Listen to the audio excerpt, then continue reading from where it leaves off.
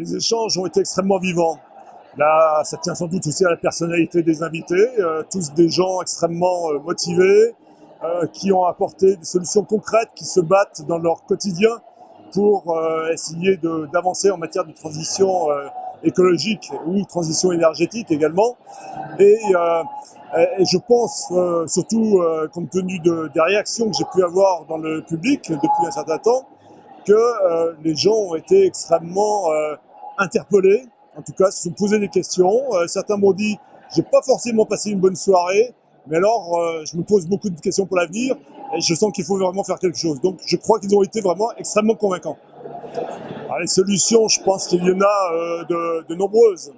Est-ce qu'on aura le temps effectivement d'avancer? Parce qu'il va falloir convaincre les gens, mais il va falloir sans doute qu'on puisse motiver, intéresser tout le monde, parce que ce sujet de transition écologique concerne tout le monde, il concerne les États, il concerne les entreprises, et il concerne tout un chacun.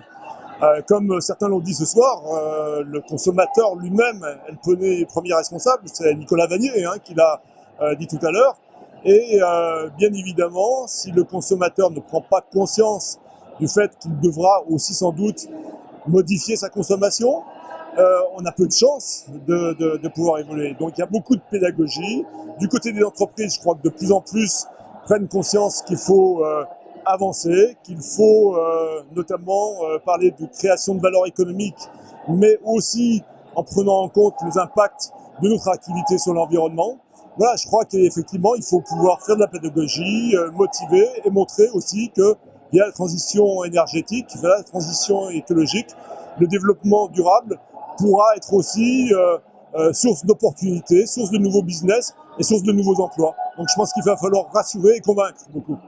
Pour quels résultats Les résultats, j'espère qu'ils seront effectivement suffisamment probants et suffisamment rapidement.